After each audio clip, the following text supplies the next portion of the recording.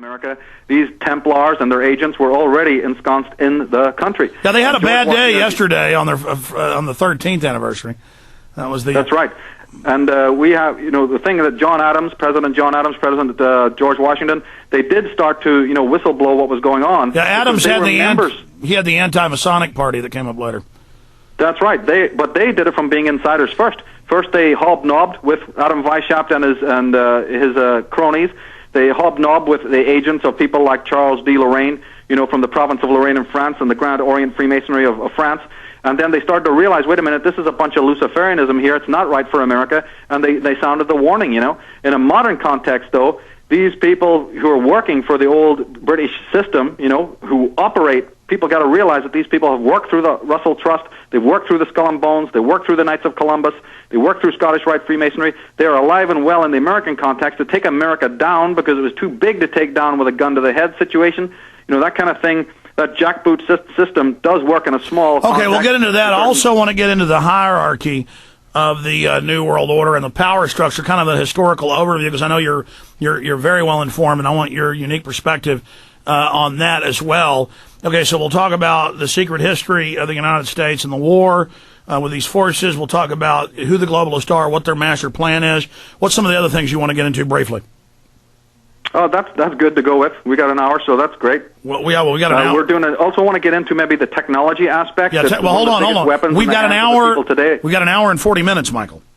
Well, okay, but you're good for an hour and 40, right? And the whole technological war. All right, here we go.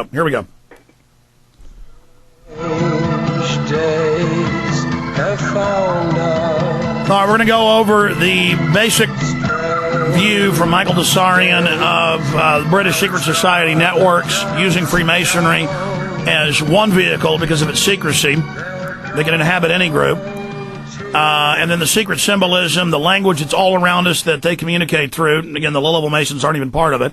And there are other religious groups and secret groups. Masons oversimplifies it.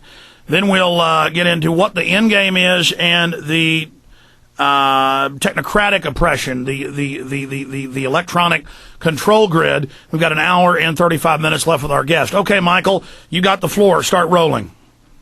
Well, that was, when I got over to States, then I had to basically brush up. And that's when I bumped into the work of Nord Davis and especially Ralph Epperson, who's just great. His work put a lot of pieces together for me. And then, of course, the great G. Edward Griffin and Eustace Mullins. It became like a study because when I realized that the average American doesn't know anything about this, I'd bump into the average, I bump into occasionally to a Vietnam vet who had been through so much hell through the VA hospitals that these guys knew, something about what was going on, especially about the federal system and the Federal Reserve and so on. And so my education began in the 90s, to sort of brush up on, okay, I've seen it in an Irish context. I've seen that one picture of tyranny, but how does this work in the American context, So as I started to study more and get into the Webster Tarpleys, you see, and even the Dr. John Coleman's, it was a long discovery to find out that this country didn't really win the War of Independence because they let their guard down, they became so apathetic, they became so decadent and narcissistic that, it was easy pickings right from the time of, the first presidents, basically, for this federalistic group to get to insinuate itself into the body politic of America through the federal systems, to get rid of the republic, to change the Constitution, to amend it, and so forth and so on, all the stuff that you've covered yourself and so many things. This was my education to find out. But my main point was, though, is more of a historian aspect to say, look, never forget that America is just the last in line to be taken down. The people who are doing this have colonized the world. They've been doing it for centuries of time. And my research has led back to Egypt. First of all, I had studied the ancient Irish myths.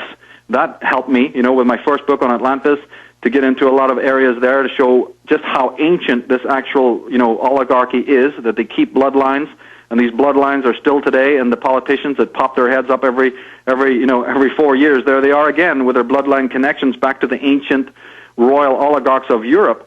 But then what happened is I got more and more, into it after the first book was done. Then I started to really look at the Egyptian roots of this, and my research took me to a group that I refer to as the Atenists.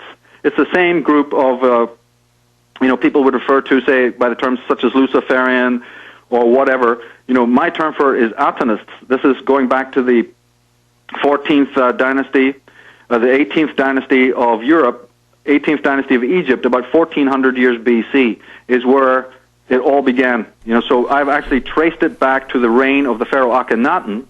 Well, just to be clear, when you read mainline, even British history, they say they're related to the pharaohs. They say they are related to Moses, and the queen is coronated on Jacob's stone, and all of this, and so they really believe this. And worldwide, international royalty, even in Japan, says that the greatest queen is the royalty in England, and that they all claim they're part of that and are part of the same secret societies there. So regardless of whether it's true or not, they do claim lineage to the pharaohs.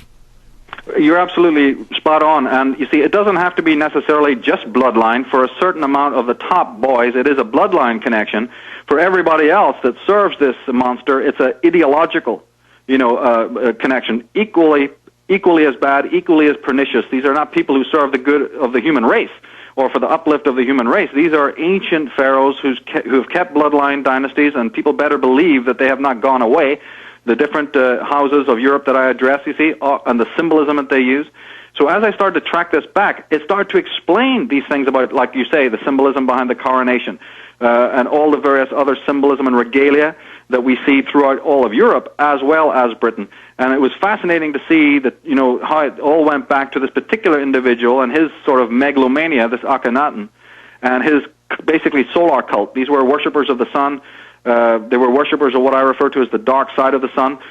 And, their generation, they were expurged finally from Egypt. They had basically committed so much desecration on the land of Egypt that finally, in the reign of Akhenaten, the people of Egypt rose up and basically exiled these guys.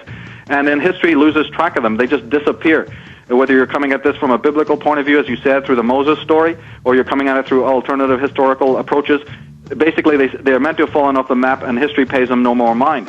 My work picks up on the fact that after they were exiled, after this famous exodus, they did not fade away, and that these people are instrumental behind the powers in Greece. All right, stay there. Stay there. We'll be back in 3 minutes with Michael Tsarion. Stay with me.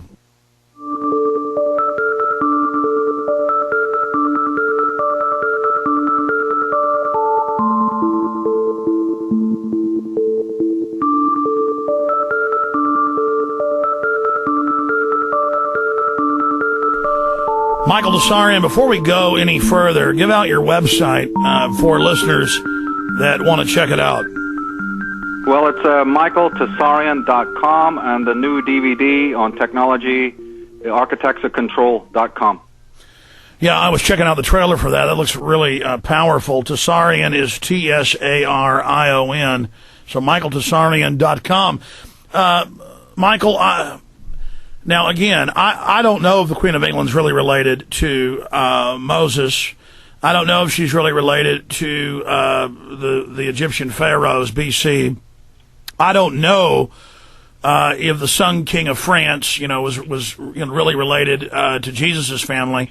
The point is, they believe they are. They take it deadly serious. And I've been inside Bohemian Grove. People say, oh, that's just a play, a mock human sacrifice. Well, regardless of what it is, those old men that I was with in that crowd of about 1,500 watching the ritual, they were in religious rapture. They were grinding their teeth. They were breathing heavy. Whatever the real ritual was over behind some black curtains from the trees across the water before they brought the baby, the small child, the effigy over to burn it before Lilith. But then, of course, these occultists use different names. They called it Moloch. I know that's the bull, but they call their owl Moloch.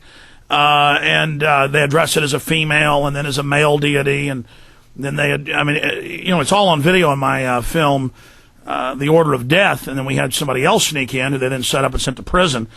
Chris Jones, no relation to me. So, I mean, this is really going on. They really believe this, whether it's true or not. I know you, from your deep research in Europe and around the world, believe that there is some basis in fact in it.